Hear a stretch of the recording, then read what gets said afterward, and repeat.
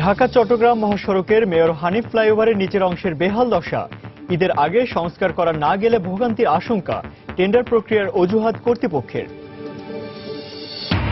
ভারত বাংলাদেশ ট্রান্সশিপমেন্টের প্রথম চালান খালাস আজ আশুগঞ্জ নৌবন্দর থেকে আনুষ্ঠানিক উদ্বোধন করবেন নৌ পরিবহন মন্ত্রী। ঈদ উপলক্ষে আজ থেকে নতুন নোট ছাড়া শুরু করেছে বাংলাদেশ ব্যাংক। সকাল থেকে নোট সংগ্রহে মতিঝিলে কেন্দ্রীয় ব্যাংকে গ্রাহকদের ভিড়। এবং ঈদের বাজারে শিশুদের পোশাকে প্রভাব ফেলেছে ভারতীয় সিনেমা কার্টুনের নানা চরিত্র। চাহিদা মেটাতে দেশীয় পোশাকের নামও বদলে দিচ্ছেন বিক্রেতারা।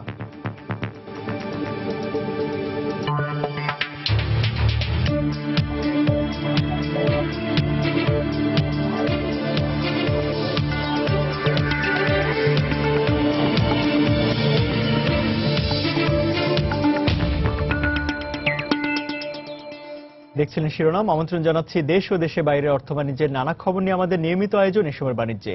আর আপনার সঙ্গে আছি আমি ইমতিয়াজ আহমেদ। উপরে ঝকঝকে ফ্লাইওভার, নিচে রাস্তা জুড়ে খানাখন্দ, এ যেন আলোর নিচে অন্ধকার। রাজধানীর মেয়র হানিফ ফ্লাইওভারের নিচের 11 কিলোমিটার সড়কের গুরুত্বপূর্ণ বেশ কয়েকটি অংশের যাচ্ছে তাই অবস্থা। অথচ ঈদে ঘরমুখো দেশের দক্ষিণাঞ্চল এবং পূর্বাঞ্চলমুখী মানুষ রাজধানী ছাড়বে এই পথ দিয়েই। কর্তৃপক্ষ বলছে টেন্ডার প্রক্রিয়া শেষ না হওয়ায় এই বর্ষা মৌসুমে হবে না সংস্কার কাজ। তবে ঈদে ঘরমুখো মানুষের যাত্রা নির্বিঘ্ন করতে চলমান থাকবে সাময়িক রক্ষণাবেক্ষণ। রাশেদ বাপ্পির রিপোর্ট। রাজধানী ছেড়ে ঈদে ঘরমুখো মানুষের ভোগান্তিতে নতুন মাত্রা যোগ করবে ঢাকা চট্টগ্রাম মহাসড়কের মেয়র হানিফ ফ্লাইওভারের নিচের অংশের এই বেহাল অবস্থা। একে তো ভাঙাচোরা রাস্তা, তার উপর উপচে পড়া পানি। ইট বালু ফেলে সাময়িক মেরামতের চেষ্টা করা হলেও অধরাই থেকে যাচ্ছে কাঙ্ক্ষিত সুফল। ব্যতিক্রম নয় যাত্রাবাড়ি চৌরাস্তা হয়ে পোস্তগোলা, ড্যামরা ও নারায়ণগঞ্জগামী সড়কের অবস্থাও। এই রুটে চলাচলকারীদের ভয়াবহ অভিজ্ঞতার উপলক্ষ হয়ে দাঁড়িয়েছে সড়কটি। ঝাঁকুনিতে আমরা অসুস্থ হয়ে পড়ি, সেখানে যদি যারা রোগী বা যারা বয়স্ক তাদের অবস্থাটা তো আরো কষ্টকর। রাস্তার অবস্থা খুবই খারাপ, গাড়ির সকেট জাম্পার থাকে না, গাড়ির পল্লি খাইলে মনে করেন আমাদের বিভিন্ন ধরনের সমস্যা হয়। গাড়ি চলার কোনো সম্ভব না, ডেইলি 2-3টা গাড়ি পল্লি খায়, বৃষ্টি হলে কোমর সময় পানি হয়। 2013 সালে উদ্বোধনের পর মেয়র হানিফ ফ্লাইওভারের নিচের এই সড়কটির সংস্কার কাজ চললেও তা এখনো শেষ করতে পারেনি কর্তৃপক্ষ। আসন্ন ঈদুল ফিতরের আগে পুরো সড়কটির সংস্কার কাজ শেষ করা না গেলে তা ভোগান্তির বড় কারণ হবে, এমনটাই আশঙ্কা যাত্রী ও পরিবহন সংশ্লিষ্টদের। ঠিকঠাক না করে তাহলে তো ঈদের সময় আরো বেশি ঝামেলা হইব, কারণ যানজট লাগে থাকবো, যাত্রীগর কষ্ট, আমগর নিজের কষ্ট। এখন তো রাস্তায় যে গাড়ি যাইলে এক গাড়ির সাথে আরেক গাড়ি কাইতে লাগিয়ে যায়, গাড়ি ফাইসা যায়, সামনে নষ্ট হয়ে যায়, গ্যারাজ গ্যাস ভাঙিয়ে যায়। এলাকাবাসীর অভিযোগ, প্রতি বছর কোটি টাকার সংস্কার কাজ হলেও নিম্নমানের দায়সারা কাজের কারণে টেকসই হয় না তা। তবে বিষয়টি অস্বীকার করে কর্তৃপক্ষ বলছে সড়কে পানি নিষ্কাশন ব্যবস্থা দুর্বল হওয়ায় ঘটছে বিপত্তি। যাত্রাবাড়ির থেকে চিটাগাং, ডেমরা এবং আপনার নারায়ণগঞ্জে 3 দিকে 1 কিলোমিটার কাজ, ওই কাজটা অ্যাকচুয়ালি এখনো শুরু হয়নি। এবং ওই কাজটি শুরু হলে বর্তমানে যে রাস্তা ডেবে যাচ্ছে, ভোগান্তি হচ্ছে, সেটা বলা চলে যে দূর হয়ে যাবে। প্রতিদিন হাজার হাজার যানবাহন চলাচল করা গুরুত্বপূর্ণ এই সড়কের 3টি অংশের সংস্কার কাজ চলছে বলে জানিয়েছে সংশ্লিষ্ট কর্তৃপক্ষ। রাশেদ বাপ্পি, সময় সংবাদ, ঢাকা। ভারত বাংলাদেশ প্রোটোকল চুক্তির আওতায় ট্রান্সশিপমেন্টের প্রথম চালান 10,000 টন রড বোঝাই কার্গো জাহাজের খালাস হবে আজ। এর আনুষ্ঠানিক উদ্বোধন করবেন নৌ পরিবহন মন্ত্রী শাহজাহান খান। বিডব্লিউটিএ কর্মকর্তারা জানান, গতকাল বিকেলে এমভি নিউটেক 6 নামের পণ্য বোঝাই কার্গো জাহাজটি ব্রাহ্মণবাড়িয়ার আশুগঞ্জ নৌবন্দরে এসে পৌঁছায়। আজ নৌবন্দরে দুদেশের ঊর্ধ্বতন কর্মকর্তাদের উপস্থিতিতে আনুষ্ঠানিকভাবে ট্রান্সশিপমেন্টের এই চালান খালাস করবেন নৌ পরিবহন মন্ত্রী। পরে খালাস করা পণ্যগুলো কড়া নিরাপত্তার মধ্য দিয়ে সড়কপথে ভারতের ত্রিপুরা রাজ্যে পাঠানো হবে। এর আগে গত 3রা জুন ভারতের কলকাতার খিজিরপুর বন্দর থেকে 10,000 টন লোহার রড নিয়ে জাহাজটি বাংলাদেশের দিকে যাত্রা করে। গত বছরের 6 জুন বাংলাদেশের প্রধানমন্ত্রী শেখ হাসিনা এবং ভারতের প্রধানমন্ত্রী নরেন্দ্র মোদীর উপস্থিতিতে সই করা নৌ প্রোটোকল চুক্তির অংশ হিসেবে এই প্রথম চালানটি আসলো।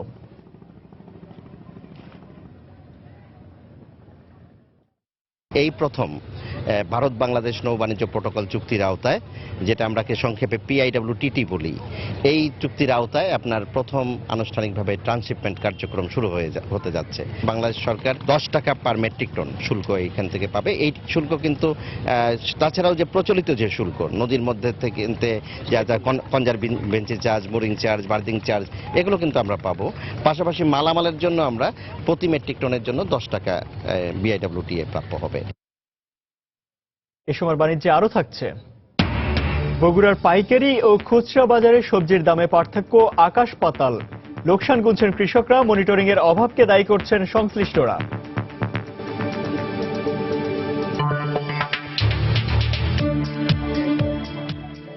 রমজানের ঈদকে সামনে রেখে আজ থেকে বাজারে 35,000 কোটি টাকার বেশি নোট ছাড়ছে বাংলাদেশ ব্যাংক। সকাল থেকে দীর্ঘ লাইনে দাঁড়িয়ে বায়োমেট্রিক পদ্ধতিতে নোট সংগ্রহ করছেন গ্রাহকরা। সিস্টেম আপগ্রেড হলে রোববার থেকে যারা নোট সংগ্রহ করবেন তারা এরপর 15 দিন আর নতুন নোট সংগ্রহ করতে পারবেন না। বাংলাদেশ ব্যাংকের প্রেস বিজ্ঞপ্তি থেকে জানা গেছে, এরই মধ্যে 15,000 কোটি টাকার নতুন নোট ছাপা হয়েছে এবং খুচরা লেনদেনের সুবিধার্থে 20,000 কোটি টাকার পুরনো নোট রি ইস্যু করা হয়েছে। একজন গ্রাহক 2 থেকে 50 টাকা মূল্যমানের একটি প্যাকেটে মোট 8,700 টাকা বদলে নিতে পারবেন। বাংলাদেশ ব্যাংকের মতিঝিল, সদরঘাট, চট্টগ্রাম, খুলনা ও সিলেট অফিস সহ 20টি বাণিজ্যিক ব্যাংকের মাধ্যমে নতুন নোট ছাড়া হচ্ছে।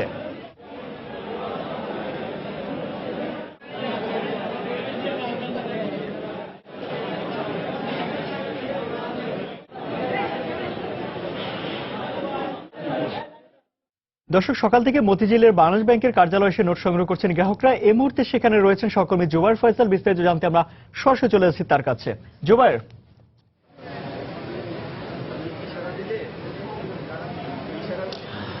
ইমতিয়াজ, আপনাকে ধন্যবাদ। আপনি জানেন যে বাংলাদেশ ব্যাংকের ঈদ উপলক্ষে যে নতুন টাকা বিতরণ কার্যক্রম সেটি আজকে সকাল থেকে শুরু হয়েছে এবং সকাল 10টা থেকে বাংলাদেশ ব্যাংকের প্রধান শাখা মতিঝিলে সেটি আমরা এখন সেখানে অবস্থান করছি এবং সকাল থেকে কিন্তু বিপুল সংখ্যক মানুষ এখানে উপস্থিত হয়েছেন যারা পুরনো টাকার বিনিময়ে নতুন টাকা নিচ্ছেন। এবং আজকে আমরা এখানে দেখতে পাচ্ছি যে একটি ব্যতিক্রমধর্মী দৃশ্য, সেটি হলো যে কিছুদিন আগে আমরা দেশে বেশ জোরসোরে শুনেছি আলোচনা বায়োমেট্রিক পদ্ধতি নিয়ে সিম নিবন্ধনের ব্যাপারে।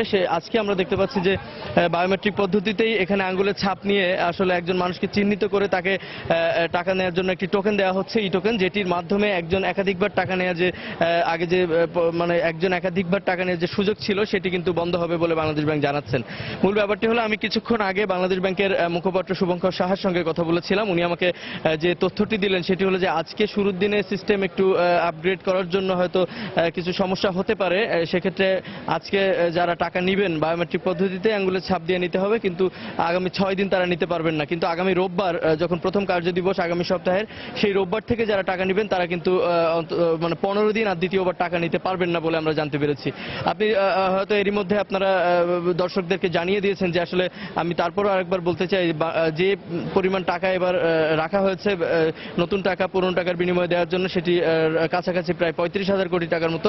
এবং এই টাকার মধ্যে একজন ব্যক্তি মাত্র 8,700 টাকা নিতে পারবেন একবারে, এবং সেটি 100 টাকার 100টি নোট, 50 টাকার 100টি নোট, 20 টাকার 100টি নোট, 10 টাকার 100টি নোট এবং 2 টাকা এবং 5 টাকার 100টি করে নোট একজন একবারে নিতে পারবেন।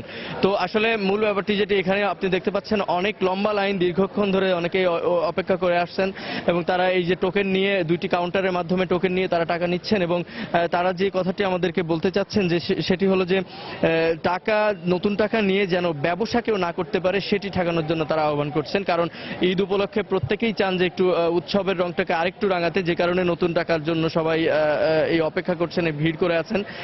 এই জিনিসটি যেন সাধারণ মানুষই পায়, যেন কোনো ব্যবসায়ী চক্রের কাছে না চলে যায়, সেদিকে তারা লক্ষ্য করতে বলছেন। আমরা দেখি প্রতি বছরই ঈদের আগে এবং রমজানের মাঝামাঝি সময়ে বাংলাদেশ ব্যাংকের পাশের কয়েকটি ভবনের নিচে এবং বাংলাদেশ ব্যাংকের নিচের দিকে আমরা দেখতে পাই যে প্রচুর নতুন টাকা বিক্রি হয় সেখানে, এবং একটু বাড়তি দামেই।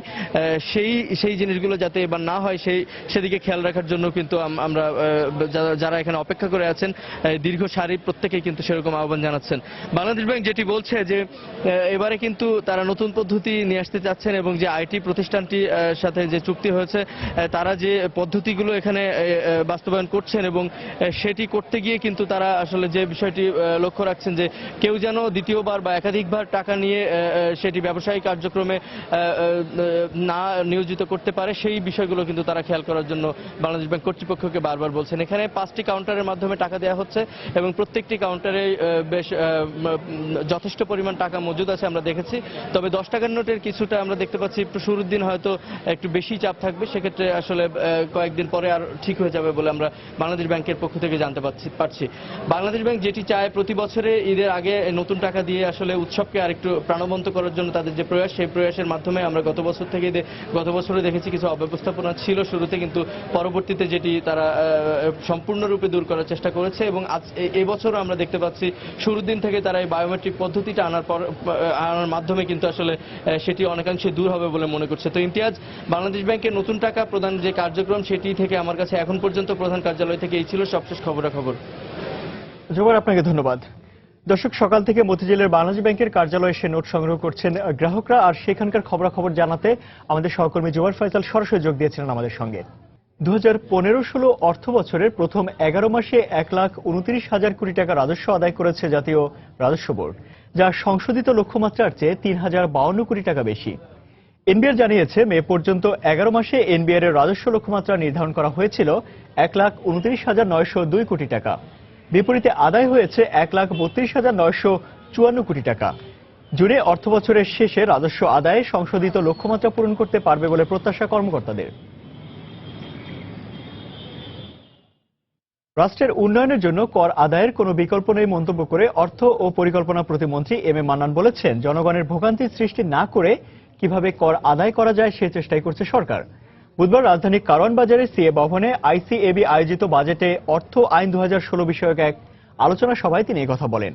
এ সময় 2016-17 অর্থ বছরে ঘোষিত বাজেটে রাজস্ব আদায় ও কর ব্যবস্থাপনার বিভিন্ন ত্রুটি তুলে ধরা হয়। অনুষ্ঠানে ব্যক্তি শ্রেণীর কর সীমা বাড়ানো সহ বিনিয়োগ বান্ধব রাজস্ব ব্যবস্থা গড়ে তোলার আহ্বান জানান আলোচকরা। পরে অর্থ ও পরিকল্পনা প্রতিমন্ত্রী বলেন, নিম্ন আয়ের মানুষের জীবনযাত্রা সহজ করতে সরকার কাজ করে যাচ্ছে। দীর্ঘদিনের পুরনো আইনের কারণে আমলাতান্ত্রিক জটিলতা তৈরি হওয়ায় অনেক সময় উন্নয়নমূলক কাজ দ্রুত করা সম্ভব হয় না বলে মন্তব্য করেন তিনি।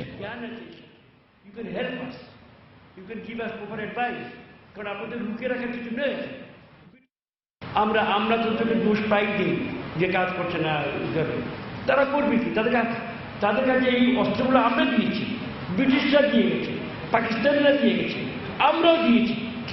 এই প্রকার ব্যবহার করতে বাধ্য। যেখানে লেখা আছে এই নোটিশের পরে 30 দিন লাগবে, ওই নোটিশের পরে 8 দিন লাগবে, তাকে দিতেই হবে। আমি যতই আমার আগ্রহ থাকবে যে শতকের অবস্থা ক্লিক করলেই কাজ করবে, এখানে হবে না।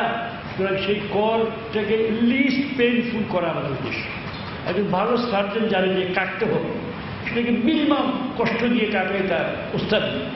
ঠিক তেমনি সরকারও ট্যাক্সটাকে নিতেই হবে, যে কোনো সরকার। 100 কোটি টাকা অর্থ পাচারের অভিযোগে এসএন ডিজাইন নামের একটি তৈরি পোশাক কারখানা মালিকের বিরুদ্ধে মামলা করেছে শুল্ক গোয়েন্দা ও তদন্ত অধিদপ্তর। বুধবার অধিদপ্তরের সহকারী রাজস্ব কর্মকর্তা বিপ্লব কুমার সরকার বাদী হয়ে রাজধানীর মতিঝিল থানায় প্রতিষ্ঠানটির মালিক শহীদুল ইসলামের বিরুদ্ধে এই মামলা করেন। মামলার এজাহারে উল্লেখ করা হয়, কারখানাটি ভুয়া ডকুমেন্ট ব্যবহার করে 297টি চালানে বিদেশে পোশাক রপ্তানি করলেও এর বিপরীতে দেশে কোনো অর্থ আনেনি। গত বছরের ডিসেম্বরে রপ্তানির আগে চট্টগ্রামের একটি কন্টেইনার ডিপো থেকে শুল্ক গোয়েন্দা 7টি চালানের কন্টেইনার আটক করে। কাগজপত্র পরীক্ষা করে দেখা যায়, বিভিন্ন ব্যাংকের এক্সপি ফর্ম ও এলসি জাল করে প্রতিষ্ঠানটি বিভিন্ন দেশে পণ্য রপ্তানি করেছে।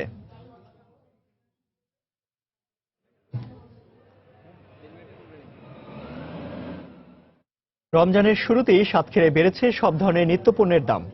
সরকার মূল্যে বেঁধে দিলেও ব্যবসায়ীরা নির্ধারিত দর না মানায় পাইকারি বাজারে বেশি দামে বিক্রি হচ্ছে ডাল, চিনি, সয়াবিন তেল, ছোলা, পেঁয়াজ সহ অন্যান্য নিত্যপণ্য। তবে জেলা প্রশাসনের সহায়তায় Satkhira chamber of commerce and ইন্ডাস্ট্রির বাজার দর নিয়ন্ত্রণে রাখতে তৎপর বলে জানিয়েছে চেম্বার সভাপতি। সাতক্ষীরার প্রতিনিধি মমতাজ আহমেদ বাপির পাঠানো তথ্য ও ছবি নিয়ে ডেস্ক রিপোর্ট। রমজান মাস শুরুর পর সাতক্ষীরার সুলতানপুর বড়বাজার ঘুরে দেখা গেছে, বাজারে ইফতারির অন্যতম অনুষঙ্গ ছোলা বিক্রি হচ্ছে কেজি প্রতি 85 টাকায়, খেজুর 150 থেকে 1000 টাকায়, চিনি 63, সয়াবিন তেল কেজি প্রতি 85 এবং মসুর ডাল বিক্রি হচ্ছে কেজি প্রতি 110 টাকায়। এক মাসের ব্যবধানে বাজারে নিত্যপণ্যের দাম বেড়েছে 15 থেকে 40 টাকা পর্যন্ত। সরকার মূল্য নির্ধারণ করে দিলেও ক্রেতাদের অভিযোগ, কোনো দোকানেই দেখা যায়নি মূল্য তালিকা। ফলে নিত্যপণ্য কিনতে হিমশিম খাচ্ছে সাধারণ মানুষ। অবশ্য বিক্রেতাদের অভিযোগ ভিন্ন। জিনিসের যা দাম তাতে তো কেনার কায়দা নেই। রোজার আগে এই ছোলা কিনেছে 80 টাকা কেজি, আজকে এখনই কিনে নিয়ে আসলাম 86 টাকা কেজি। প্রতিটা জিনিসের মূল্য এরকম অর্ধগতিতে চলছে। যারা খুলনা থেকে আমরা কেনাকাটা করি ওনারা বেশি দামে কিনতেছেন বলে আমরাও সেখান থেকে বেশি দাম দিয়ে না লাগতেছে। সরকার যে বাজার মনিটরিং সিস্টেম চালু করেছে সেগুলো তদারকি করা উচিত। তবে Satkhira chamber of commerce and ইন্ডাস্ট্রির সভাপতি জানান, জেলা প্রশাসনের সহায়তায় বাজার মনিটরিং করা হচ্ছে। স্থানীয় ব্যবসায়ীদেরকে আমরা আহ্বান জানিয়েছি, রমজান উপলক্ষে কোনো অবস্থাতেই কৃত্রিম সংকট সৃষ্টি করা যাবে না, মালের দাম বৃদ্ধি করা যাবে না। যদি কেউ নির্ধারিত দাম ছাড়া বেশি দামে বিক্রি করে অবশ্যই তার বিরুদ্ধে আমরা ব্যবস্থা গ্রহণ করব। রমজানে নিত্যপণ্য জেলার বাইরে থেকে নিয়ে আসতে হয় বলে পরিবহন সমস্যার কারণে পণ্যের সরবরাহ কিছুটা কম বলে জানালেন সংশ্লিষ্টরা। সময় সংবাদ, সাতক্ষীরা। গত কয়েক রোজাতে সবজির দাম ভালো পেলেও এবার বগুড়ার পাইকারি হাট বাজারগুলোতে পানির দরে সবজি বিক্রি হচ্ছে। কৃষকদের অভিযোগ, দাম এত কম যে তাতে পরিবহন খরচই উঠছে না। আবার খুচরা বাজারে একই সবজি বিক্রি হচ্ছে 3 থেকে 4 গুণ বেশি দরে। পাইকারি ক্রেতা ও খুচরা বিক্রেতাদের দাবি, ঘাটে ঘাটে টোল আর চাঁদাবাজির কারণে খুচরা বাজারে দাম বাড়ছে। আর ক্যাবের কর্মকর্তারা বলছেন, বাজার মনিটরিং না থাকায় এমনটি হচ্ছে। বিস্তারিত মাজিদুর রহমানের রিপোর্টে, ছবি তুলেছেন রবিউল ইসলাম। বুধবার মহাস্থান পাইকারি সবজির বাজারে ঝিঙ্গা, বরবটি, পটল, মরিচ, বেগুন, মূলা নিয়ে বসে আছে শত শত কৃষক। ক্রেতা নেই, যারা আছেন তারাও আবার দাম করছেন না সবজির। 2 টাকা কেজি দরে ঝিঙ্গা বিক্রি করে কষ্টের কথা জানালেন কৃষক। শুধু ঝিঙ্গা নয়, সব সবজি পানির দামে বিক্রি হচ্ছে এই বাজারে। 200 পিস লাউ চালাম বেচলাম 600 টাকা, তার এই খাজনা 50 টাকা, গাড়ি ভাড়া 60 টাকা, আমি তো টাকাই পেলাম না। 6 টাকা কেজি মরিচ, তো আমাদের মরিচ তোলায় তো 4 টাকা কেজি, গাড়ি ভাড়া প্রায় 1 টাকা পড়ে যায় বাড়ি থেকে আনা হাট পর্যন্ত। 2 মণ তৈরি বেচে হাফ কেজি গোস্ত টাকা হচ্ছে না। কালাই 10 টাকা কেজি বেচলাম, এতে এই তোলা খরচ, আনা খরচ, এই যে আমার কিছুই থাকলো না। মহাস্থানের খুচরা বাজার ও বগুড়া বাজারে একই সবজির দামে আকাশ পাতাল পার্থক্য। তবে কম দামে সবজি কিনলেও বিভিন্ন ধরনের টোল আর পথে পথে চাঁদাবাজির জন্য 4 থেকে 5 গুণ দামে খুচরা বাজারে বিক্রি হচ্ছে বলে দাবি পাইকারি ও খুচরা বিক্রেতাদের। কেয়ারিং খরচ দেওয়া লাগে, খাজনা দেওয়া লাগে, জমা দেওয়া লাগে, দেওয়ার পর অনেক খরচ পড়ে যায়। এই জন্যই কি তারা যখন কিনে তাও আরো বাজার বেশি দেওয়া লাগে। বেগুন কিনলাম হচ্ছে 5 টাকা কেজি, আমাদের বগুড়া নিয়ে যায় আমাদের খরচা পরে আমরা 10 টাকা কেজি বিক্রি করি। বেগুনের কেজি বিক্রি হচ্ছে 20 টাকা, ভেন্ডির কেজি বিক্রি হচ্ছে 12 টাকা। বাজার মনিটরিং না থাকায় দামের এমন পার্থক্য বলে মনে করে ক্যাব, আর এর খেসারত দিচ্ছে সাধারণ ক্রেতারা। বগুড়া থেকে কাছের জায়গাগুলোয় 3 টাকা কেজি, সেটা এখানে আসতে 18 টাকা, কিন্তু এটা দেখার মতো কেউ নাই। বাজার মনিটরিং যদি সঠিকভাবে করা হতো তাহলে এই গ্যাপটা থাকতো না। এতে করে হচ্ছে কি, যারা আমরা ভোক্তা তারাও লাভবান হচ্ছি না, লস খাচ্ছি, এবং যারা আমাদের কৃষক, প্রকৃত কৃষক, তারাও তাদের ন্যায্য মূল্য থেকে বঞ্চিত হচ্ছে। জেলার বড় সবজির পাইকারি বাজার মহাস্থান ও সুলতানগঞ্জে প্রতি কেজি ঝিঙ্গা 2 টাকা, করলা 5 টাকা, বরবটি 8 টাকা, বেগুন 6 থেকে 10 টাকা, মূলা 10 টাকা ও কাঁচামরিচ 5 টাকা দরে বিক্রি হচ্ছে। মাজিদুর রহমান, সময় সংবাদ, বগুড়া। অস্বাস্থ্যকর পরিবেশে খাদ্য উৎপাদন, মেয়াদ তারিখ ছাড়াই বিপণন সহ বিভিন্ন অভিযোগে রাজধানীর বিভিন্ন স্থানে 70,000 টাকা জরিমানা করেছে জাতীয় ভোক্তা অধিকার সংরক্ষণ অধিদপ্তর। বুধবার জাতীয় ভোক্তা অধিদপ্তরের 4টি প্রতিনিধি দল রাজধানীর বাড্ডা, খিলগাঁও, ফার্মগেটের গ্রিন রোড এলাকায় অভিযান চালায়। অভিযান চলে খাবার, হোটেল, ডিপার্টমেন্টাল স্টোর, মুদি দোকান, বেকারিতে। অভিযানে নোংরা স্যাঁতস্যাঁতে পরিবেশে খাবার উৎপাদন, পণ্যের গায়ে উৎপাদনের তারিখ, মেয়াদ না থাকা, বিদেশি পণ্যের গায়ে মূল্য এবং অনুমোদিত প্রতিষ্ঠানের সিল না থাকা সহ বিভিন্ন ত্রুটি দেখা যায়। এ সময় এসব প্রতিষ্ঠানকে 37 ও 43 ধারায় বিভিন্ন অঙ্কের জরিমানা করা হয়। ফ্যাক্টরিতে অভিযান চালায়, সেখানে আমরা দেখা যায় যে ফ্যাক্টরিতে নোংরা অস্বাস্থ্যকর পরিবেশে খাদ্য উৎপাদন করছে এবং দেখা যায় যে তাদের উৎপাদিত পণ্যে উৎপাদনের তারিখ, মেয়াদ উত্তীর্ণের তারিখ কিংবা এমআরপি কোনো কিছুই নাই। নিউ সুপারস্টার ফ্যাক্টরিকে 20,000 টাকা জরিমানা করে এবং একটা মুড়ির ফ্যাক্টরিকে 10,000 টাকা জরিমানা করে। এই পণ্যটা আসতে হলে তো একজন ইম্পোর্টার লাগবে বাংলাদেশে, বিদেশের পণ্যটা, সেটার কোনো ইম্পোর্টারের কোনো সিল নাই। এই প্রোডাক্টটার আসলে শুদ্ধতার জন্য সেটা আমরা পাচ্ছি না। এটা যদি এমন হইতে পারে দেশে নকল উৎপন্ন হইতে পারে, সেটা ফিলিপাইন, লন্ডনের নাম ইউজ করা যেতে পারে, তো সেই ক্ষেত্রে তো এই জিনিসটা ইউজ করলে মানুষের জনস্বাস্থ্যের জন্যই ক্ষতিকর হবে। ভারত বাংলাদেশ নৌ প্রোটোকল চুক্তির আওতায় ট্রান্সশিপমেন্টের 10,000 টন পণ্য নিয়ে সকালে আশুগঞ্জ নৌবন্দরে পৌঁছেছে এমবি নিউটেক 6 নামের একটি কার্গো জাহাজ। এই মুহূর্তে সেখানে রয়েছেন সহকর্মী সানবির রূপল। বিস্তারিত জানতে সরাসরি চলে যাচ্ছে তার কাছে। রূপল, কি তথ্য আছে আপনার কাছে? বাংলাদেশ ভারতের যে নৌ প্রোটোকল চুক্তি, সেই নৌ প্রোটোকল চুক্তির কিন্তু আজ আনুষ্ঠানিক উদ্বোধন হতে যাচ্ছে আশুগঞ্জের যে নৌ বন্দর আছে সেই নৌ বন্দরে, এবং সেটি কিন্তু শুরু হতে যাচ্ছে ভারত থেকে আসে একটি জাহাজ, সেই জাহাজটির পণ্য খালাসের মাধ্যমে। তো এখনো সেই জাহাজটি কিন্তু জেটিতে অবস্থান করছে এবং সেই জাহাজটির পণ্য খালাসের কাজ কিন্তু এখনো শেষ হয়নি। তবে এখনো সেই উদ্বোধনের যে অনুষ্ঠানটি, সেই উদ্বোধনের অনুষ্ঠানটি কিন্তু শুরু হয়েছে। সেই উদ্বোধন অনুষ্ঠানটা আমার ঠিক পেছনের দিকে আপনারা দেখতে পাচ্ছেন যে নৌ পরিবহন মন্ত্রী শাহজাহান খান, ভারতীয় হাই কমিশনার এবং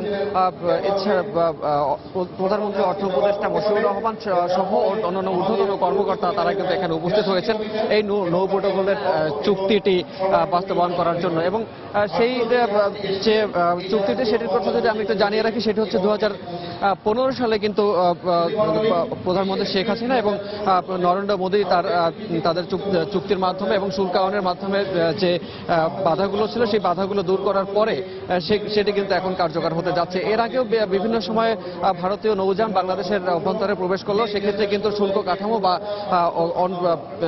আনুষ্ঠানিক কোনো ঘোষণা ছাড়াই কিন্তু সেগুলো হতো, এবং এখন কিন্তু আর কোনো বাধা থাকলো না। আজকের পর থেকে বাংলাদেশের অভ্যন্তর ব্যবহার করে ভারত তাদের পণ্য এক প্রান্ত থেকে অন্য প্রান্তে তারা নিয়ে যাবে, এবং তাতে সড়ক পরিবহনের যে ব্যবস্থা, তাতে কলকাতা থেকে শুরু করে তাদের অন্য প্রান্তে উত্তর দক্ষিণাঞ্চলের যে রাজ্যগুলো আছে, সেই রাজ্যগুলোতে প্রায় 1600 কিলোমিটারের মতো সড়ক পরিবহন কিন্তু তাদের করতে হতো। তবে সেটি কিন্তু এখন নৌ পরিবহন পথ ব্যবহার করে 500 থেকে 550 কিলোমিটারের মধ্যে তারা ব্যবহার করে তাদের এক প্রান্ত থেকে অন্য প্রান্তে পণ্য পরিবহন করতে পারবে। তো এই ক্ষেত্রে বাংলাদেশকে কিন্তু যে শুল্ক কাঠামো বাংলাদেশ তৈরি করেছে, তাতে হচ্ছে বাংলাদেশকে এজন্য তার প্রতি টন প্রতি 192 টাকা হারে তাদেরকে দিতে হবে ভারতকে, এবং সেই ক্ষেত্রে রোড ট্রান্সপোর্ট অথরিটি অর্থাৎ সড়ক পরিবহন অধিদপ্তর তারা কিন্তু পাবে 52 টাকার মতো, এবং পাবে নৌ পরিবহন মন্ত্রণালয় তারা কিন্তু পাবে জেটি বাবদ 10 টাকা এবং 130 টাকা শুল্ক বাবদ এনবিআর পাবে। এই মোট 192 টাকা টন প্রতি দিয়ে তাদেরকে পণ্য পরিবহন করতে হবে এই ট্রান্সশিপমেন্ট পদ্ধতি থেকে। তবে একটি বিষয় জানিয়ে রাখি, সেটি হচ্ছে প্রথম যে পণ্যর জাহাজটি এসে পৌঁছেছে 10 টনের একটি ইস্পাতবাহী জাহাজ, সেই জাহাজটি এখান থেকে আনুষ্ঠানিক উদ্বোধন শেষে পণ্য পরিবহন করে আখাউড়া বন্দর হয়ে তারপরে আগরতলা চলে যাবে। তো এখন সেই পণ্য পরিবহনের যে আনুষ্ঠানিকতা, সেই মানরেখনের অপেক্ষায় আছে, এবং এই অনুষ্ঠানটি শেষে সেটি পণ্য পরিবহন বা পণ্য খালাসের যে প্রক্রিয়া, সেই প্রক্রিয়াটি শুরু হবে। তো এই ছিল এখনকার মতো আশুগঞ্জ থেকে ভারত বাংলাদেশের ট্রান্সশিপমেন্টের উদ্বোধনের সর্বশেষ তথ্য। ইমতিয়াজ। রূপল, আপনাকে ধন্যবাদ। দর্শক, ভারত বাংলাদেশ নৌ প্রোটোকল চুক্তির আওতায় ট্রান্সশিপমেন্টের 10,000 টন পণ্য নিয়ে সকালে আশুগঞ্জ নৌবন্দরে পৌঁছেছে এমবি নিউটেক 6 নামের একটি কার্গো জাহাজ। আর সেই খবর জানাতে সেখান থেকে আমাদের সঙ্গে সরাসরি যোগ দিয়েছিলেন সহকর্মী তানভীর রূপল। চলে যাচ্ছি পরের খবরে। শিশুদের ঈদের আনন্দ যেন একটু বেশি, ঈদের কেনাকাটাও তাই পরিবারের সবচেয়ে বেশি প্রাধান্য পায় শিশুদের পোশাক। বড়দের মতো এবার শিশুদের ঈদের পোশাকেও দেখা গেছে ভারতীয় সিনেমা আর কার্টুনের প্রভাব।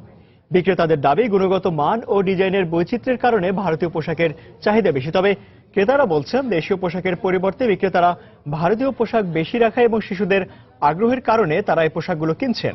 বিস্তারিত হাজিরা শুলি রিপোর্টে। ঈদের নতুন পোশাকের জন্য শিশুদের উৎসাহ ও বায়না থাকে বেশি, তাই বর্ণিল পোশাকে সন্তানকে সাজাতে সবার আগে পরিবারের ছোট সদস্যদের জন্য কেনাকাটায় ব্যস্ত অভিভাবকরা। আর মায়ের হাত ধরে শপিং মল ঘুরে ঈদের কেনাকাটায় খুশি শিশুরাও। বাচ্চাদের গুলি আগে সেরে ফেললাম ঈদের। আমার 2 মেয়ের জন্য, ভাসুরদের, দেবরদের মেয়ের জন্য স্কার্ট, তারপরে পালাজোর সাথে একটু টপস। আমার মার সাথে আসছি, আমরা অনেকগুলো জামা কিনছি আমার অনেকগুলো বোনের জন্য। ঈদের জন্য 2টা জামা কিনতে আসছি।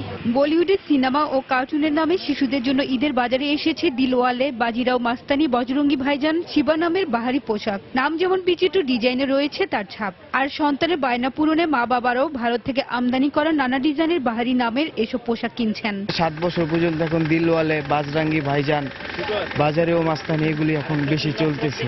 বাচ্চাদের মধ্যে আসছে হলো শিবা আর আইপিএল, শিবা হলো গেঞ্জি, ব্যান্টেন, এগুলো কার্টুন। বাচ্চা এবার বাজরঙ্গি মাস্তানি যাচ্ছে কিনতে, ওটাই পছন্দ করেছে, আমি ওর জন্য ওইটাই চুজ করলাম। এবার তো ঈদে লং ড্রেস বেশি চলতেছে, বুঝছেন, আমার বাচ্চার পছন্দ লং ড্রেস কিনবে। বিক্রেতাদের দাবি ফ্যাশনে বৈচিত্র্য ও কাপড় ভালো হয় ভারতীয় পোশাকের প্রতি ক্রেতাদের ঝোঁক বেশি। তবে সচেতন ক্রেতাদের মতে দোকানগুলো ভারতীয় পোশাক বেশি রাখায় তাদের এসব পোশাক কিনতে হচ্ছে। ইন্ডিয়ানটা বেশি চলতেছে, ওটা ফেব্রিক্সটা ভালো, ফেব্রিক্সটা ভালো, কাপড়টা উন্নত মানের। আর আমাদের দেশের কাপড় হচ্ছে একটু হার্ড, এই জন্য আমাদের দেশে একটু কম চলে। আমরা যখন কেনাকাটা করতে আসছি আমরা দেখতে পাচ্ছি যে বাইরের ডিজাইনগুলোই খুব বেশি আমাদের দেখানো হচ্ছে। দেশি ড্রেসগুলো আমরা চাইলে হয়তো দেখানো হয়, বাট তার আগে কিন্তু আমাদের ইন্ডিয়ান ড্রেসগুলো ওয়েস্টার্ন।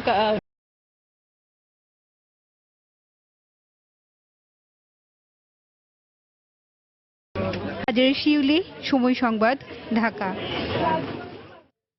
দর্শক, রমজানের শুরু থেকে জমে উঠতে শুরু করেছে রাজধানী ঈদ বাজার। এই মুহূর্তে ঈদের কেনাকাটার খবর জানাতে রাজধানী গুলশান এলাকায় আছেন সহকর্মী কাজল আব্দুল্লাহ। বিস্তারিত জানতে সরাসরি চলে যাচ্ছি তার কাছে। কাজল, ঈদের কেনাকাটার কি খবর আছে আপনার কাছে? ইমতিয়াজ, আপনাকে ধন্যবাদ। আমি এই মুহূর্তে দাঁড়িয়ে আছি রাজধানীর গুলশানের নিউ জরোয়া হাউসে। এখানে মূলত একটি জুয়েলারি মার্কেট। এই মার্কেটে যে নিউ জরোয়া হাউস, এখানে তাদের বিভিন্ন ধরনের স্বর্ণালংকার এবং বিভিন্ন ক্যারেটের যে স্বর্ণালংকারগুলো আছে, মেয়েদের পণ্যগুলো, এগুলোই মূলত ঈদকে সামনে রেখে তারা আকর্ষণীয় বিভিন্ন মডেল নিয়ে এসছেন বলে জানিয়েছেন এখানকার সংশ্লিষ্টরা। আর এই মার্কেটে মূলত আছে নেকলেস সহ জরোয়া হাউসের নেকলেস, চেন, আংটি, বিভিন্ন হার সহ চেন যেগুলো আছে, মেয়েদের পণ্যগুলো, কানের রিং, মূলত এই পণ্যগুলোই তারা ঈদকে সামনে রেখে এখানে আরো নতুন নতুন ডিজাইনের তারা জিনিসপত্র নিয়ে এসেছেন। তারা তাদের এই পণ্যগুলো বিভিন্ন ক্যারেটের বিক্রি করছেন। সেটা হচ্ছে বর্তমানে যে বাংলাদেশের জুয়েলারি সমিতির নির্ধারিত যে দাম রয়েছে, ভরিতে 22 ক্যারেটের যে স্বর্ণটি বিক্রি হয়, সেই স্বর্ণটি মূলত তারা এখানে প্রতি গ্রাম বিক্রি করছেন ৩,৯35 টাকা। এছাড়া এর ভরি প্রতি দাম আসে সেটা হচ্ছে যে 35,898 টাকা। এছাড়া 21 ক্যারেটের যে স্বর্ণটি এখন বাজারে বিক্রি হচ্ছে, সেটি মূলত প্রতি গ্রাম এর দাম 3,760 টাকা এবং ভরিতে বিক্রি হচ্ছে 43,857 টাকা। এছাড়া 18 ক্যারেটের তৃতীয় যে গ্রেডটি তারা বিক্রি করছেন এখানে মূলত, সেটি হচ্ছে প্রতি গ্রাম 3,225 টাকা। এছাড়া ভরিতে দাম আসে মূলত 37,616 টাকা। ইমতিয়াজ, আমরা এই মুহূর্তে দেখতে পাচ্ছি যে বিভিন্ন হারগুলো, এখানে যে হারগুলো তারা প্রদর্শন করেছেন ক্রেতাদের জন্য ঈদকে সামনে রেখে এবং স্বাভাবিক যে বাজার রয়েছে সেই বাজারের জন্য তারা এগুলো প্রদর্শন করে থাকেন। সেক্ষেত্রে এগুলোর গুণগত মান এবং ভরিতে তারা সব মিলিয়ে ভালো একটি ক্রেতাদের জন্য অবস্থান তারা তৈরি করছেন। তবে ঈদকে সামনে রেখে এখনো যেটি আমি জানতে পেরেছি সেটা হচ্ছে যে স্বর্ণালংকারের যে বাজারটি ঈদকে সামনে রেখে এটি এখনো জমে ওঠেনি। তবে রমজানের প্রথম দিকে জমে না উঠলেও তারা যেটি আমাকে জানিয়েছেন সেটি হচ্ছে যে ঈদের কমপক্ষে 10 থেকে 12 দিন আগে স্বর্ণের যে বাজারটা, স্বর্ণের যে ক্রেতারা আছেন সেই ক্রেতারা মূলত ঈদের আগেই তারা আসেন, এটি আমাদের বিক্রেতারা জানিয়েছেন। এছাড়া স্বর্ণের বাজার আগামীতে তারা যেটি বলছেন সেটি হচ্ছে যে আগামী ঈদকে কেন্দ্র করে যে বিক্রিটি, সেটাই মূলত তারা যেটি বলছেন যে ঈদের যে আগে সেটি হচ্ছে যে 10 থেকে 12 দিন, এর ভিতরেই তাদের স্বর্ণের মার্কেটটি পুরোপুরি চালু হবে।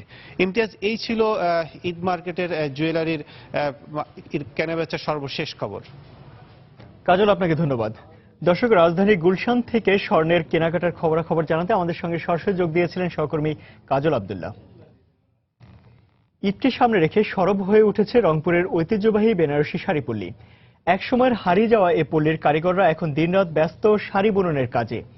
এখানকার তাঁতের তৈরি বেনারসি, জামদানি ও কাতান স্থানীয় চাহিদা মিটিয়ে যাচ্ছে দেশের বিভিন্ন প্রান্তে। সংশ্লিষ্টরা বলছেন, সরকারি পৃষ্ঠপোষকতা পেলে এই শিল্পকে পুনরুজ্জীবিত করা সম্ভব। শাকিল মাহমুদের ক্যামেরায় আরো জানাচ্ছেন মানিক সরকার। তাঁতের খটখট শব্দে মুখর এখন রংপুরের গঙ্গাচড়া উপজেলার তাঁতিপাড়ার জনপদ। ঈদকে সামনে রেখে তাঁত শিল্পীরা তাদের নিপুণ হাতে দিন রাত বুনে চলেছেন বেনারসি, জামদানি, কাতান শাড়ি সহ নারীদের নানা পোশাক। তাঁত শিল্পীরা বলছেন, এ সময় চাহিদা বেড়ে যাওয়ায় দারুণ ব্যস্ত তারা। ঈদ উপলক্ষে আমাদের কাজের চাপ অনেক বেশি। আমরা 1 টাকা শাড়ি 1 রকম মজুরি পাই। যে টাকা দেয় মজুরে, তাকে দিয়ে শুধু এই যে চাল ডাল এটাই কিনা হয়। আমাদের একটা ঈদের যে বোনাস আছে বা ঈদ বোনাস, অন্যান্য চাকরির ঈদ বোনাস পায় একটা, ওটা তো আমাদের নাই। তাঁত মালিকরা বলছেন এই শিল্পকে টিকিয়ে রাখতে দরকার সরকারি পৃষ্ঠপোষকতা। এখানে ক্রেতারাও আসছেন রকমারি ডিজাইনের নজর কাড়া শাড়ি, 3 পিসের খোঁজে। ঈদকে সামনে রেখে একটু জমজমাট ভাবে চলতেছে। ঢাকা, চিটাগাং অনেক জায়গা থেকে লোক আসে এখান থেকে শাড়ি নিয়ে যায়। এখানে অনেক কোয়ালিটির জিনিস পাওয়া যায়, দামও কম পাচ্ছি এবং ভালো কোয়ালিটির পাচ্ছি, এই জন্য আমরা শহর থেকে এখানে আসছি।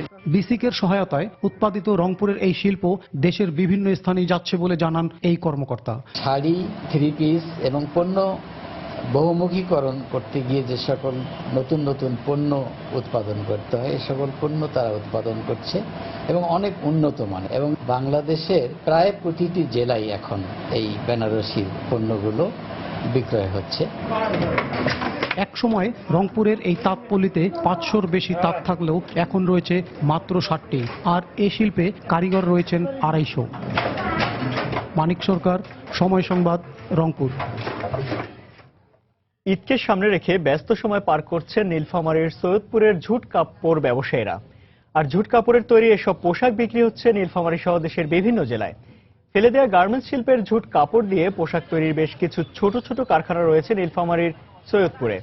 এসব কারখানায় কাজ করে জীবিকা নির্বাহ করছেন সৈয়দপুরের কয়েক হাজার মানুষ।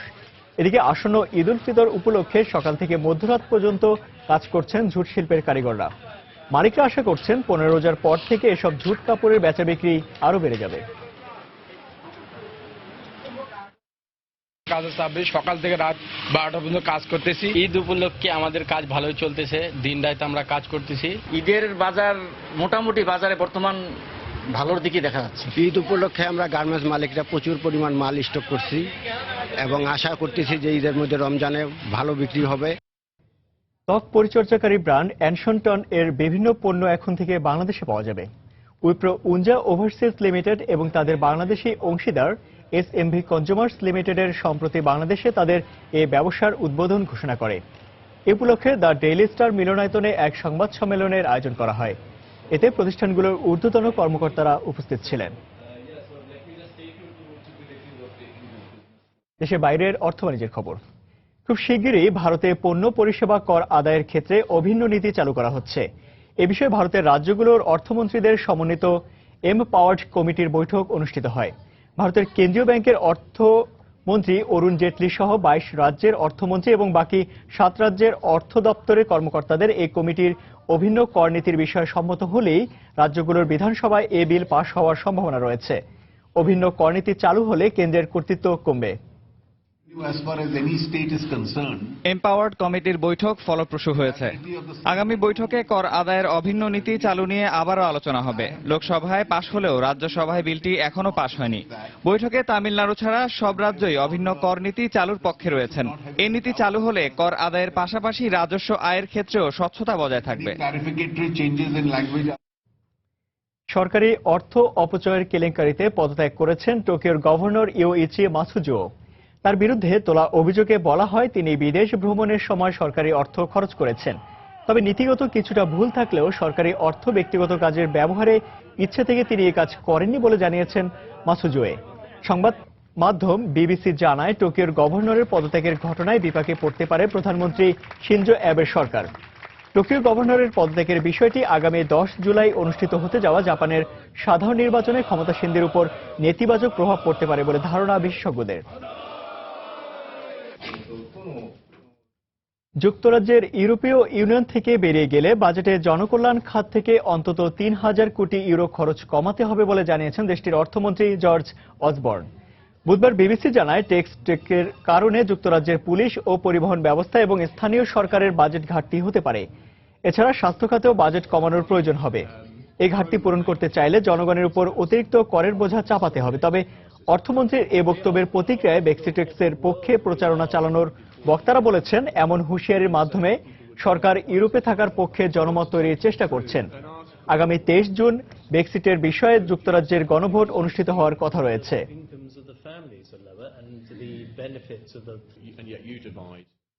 এবার জানিয়ে দেব ঢাকা স্টক এক্সচেঞ্জের লেনদেন পরিস্থিতি। চলে যাচ্ছে ঢাকা স্টক এক্সচেঞ্জের অফিসিয়াল ওয়েবসাইটে।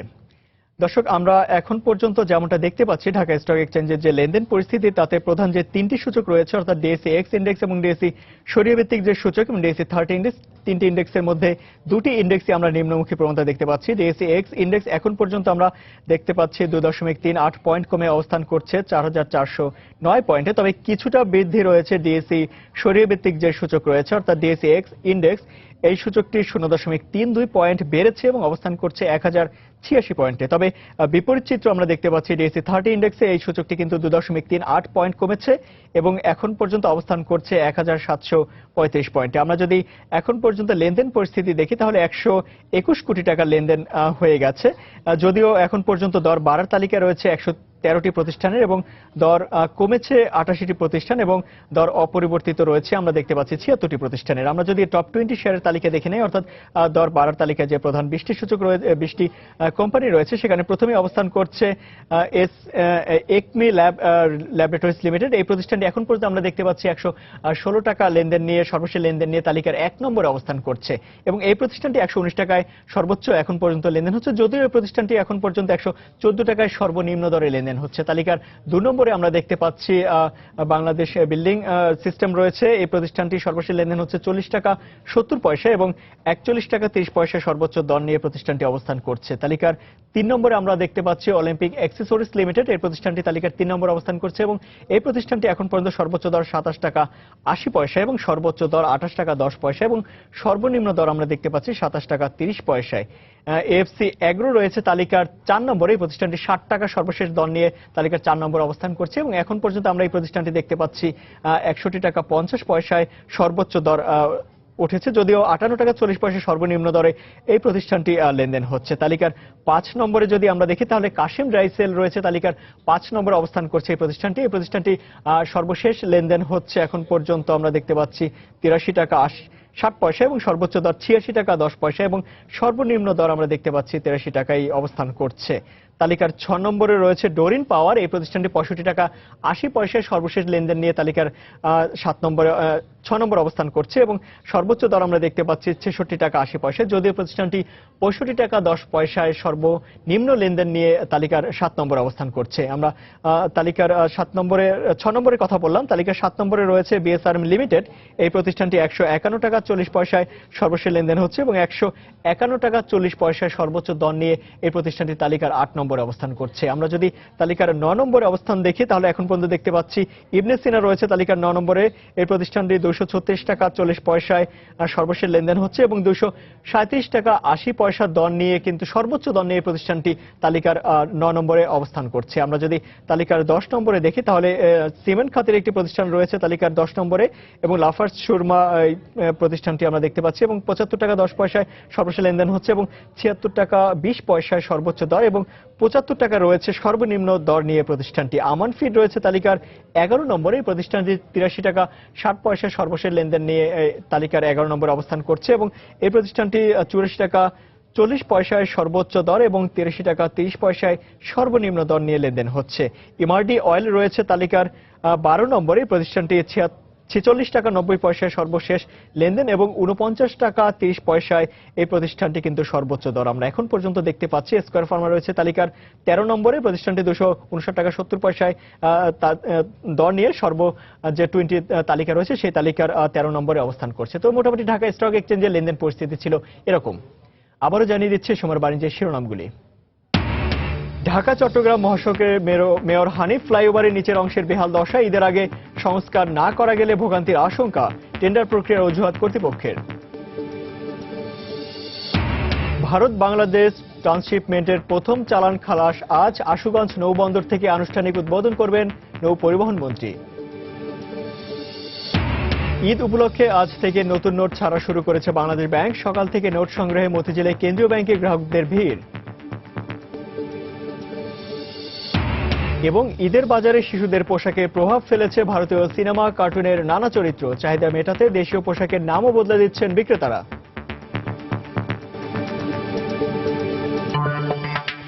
এই ছিল সময়ের বাণিজ্যে। যে কোনো খবর পেতে ভিজিট করুন সময়নিউজ.টিভি আর সঙ্গে থাকুন সময়ে।